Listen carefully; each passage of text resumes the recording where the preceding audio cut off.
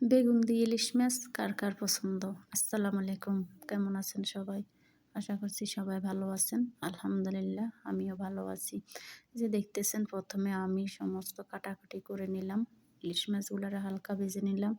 এইগুলা যেহেতু আরব দেশি ইলিশ মাছ সেহেতু এটার স্বাদ কিন্তু একটু ভিন্ন হতে পারে আমাদের দেশের ইলিশ মাছগুলোর তুলনা। কারণ আমাদের দেশের ইলিশ মাছ হলো আসলে ভেজে রান্না করা হতো না। আর এই মাছগুলো একটু অন্যরকম। এখানে আমি পরিমাণ মতো তেল দিলাম আর এই যে ইলিশ মাছ ভাজা যে তেল ছিল ওটাও দিয়ে দিলাম। এরপর পরিমাণ মতো পেঁয়াজ কুচি দিলাম, এই যে দেখেন। এরপর কাঁচামরিচ দিলাম ফালি।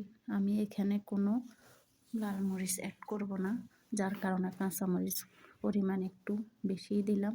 এরপর দিলাম একটা টমেটো কুচি দিয়ে আমি এগুলাকে ভালো করে নাড়বো চুলার উপরে। আমি আসলে তরকারিটা তেলের উপরে এইভাবে বেশি রান্না করি, আমার কাছে কেন জানি খেতে ভালো লাগে। আর বেগুন তরকারিটা তো আমার শুটকি দিয়ে মাছ দিয়ে খুবই ভালো লাগে।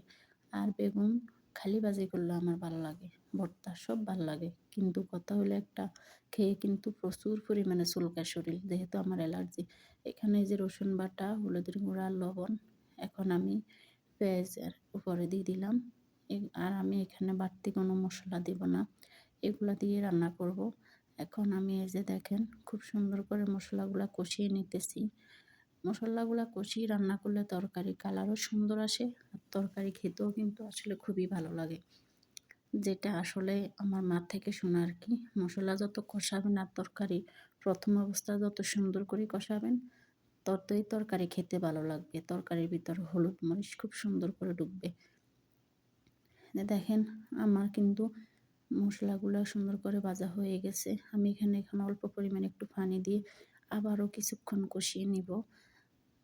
কষিয়ে নিতেছি আমি। দেখেন তরকারি কিন্তু আমি আজকে কাঁচামরিচ দিয়ে রান্না করব, আমি কিন্তু এখানে লাল মরিচ দিব না। দেখেন তারপর আমি কিছুক্ষণ ঢাকনা দিয়ে রাখবো মশলাগুলো ভালোভাবে যাতে কষিয়ে আসে কি। আপনাদের কাদের কাদের আসলে বেগুন দিয়ে শুটকি খেতে ভালো লাগে? আমার কিন্তু বেশ ভালো লাগে, সাথে যদি কাঁঠালের বিচি হয়।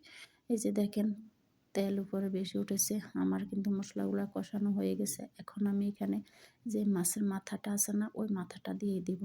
আর আমি এই মাথাটা দিয়ে কিন্তু তরকারিটা কষিয়ে নেব। আমার কাছে এইভাবে মাছের মাথা বা মাথার লেজ দিয়ে আগে তরকারি কষিয়ে নিলে আমার কাছে খুবই ভালো লাগে, খেতেও মনে হয় ভালো লাগে। এখন আমি এই যে বেগুনগুলা কেটে রাখলাম, ওই বেগুনগুলা দিয়ে দিলাম।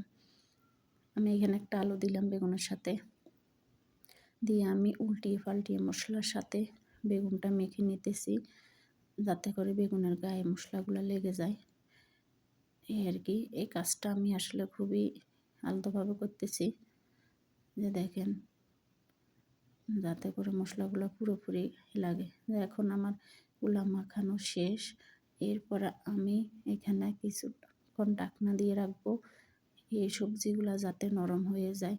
সে দেখেন এরপরে যাই হোক আমি এখানে ঢাকনা খুলে মাছ দিয়ে দিলাম আর পরিমাণ মতো কিছু পানি দিয়ে দিলাম তরকারি হওয়ার জন্য। দেখেন আর একটু ব্লক আসার পরে আমার তরকারিটা হয়ে যাবে। দেখেন কালারটা কত সুন্দর আসছে না? এভাবে সৌদি আরবের আসলে ইলিশ মাছ স্বাদটা একটু অন্যরকম হবে, তবে মাশাআল্লাহ তরকারিটা খেতে কিন্তু আসলেই ভালো হয়েছে। আপনারাও ট্রাই করতে পারেন। আসসালামু আলাইকুম, ভালো থাকবেন সবাই।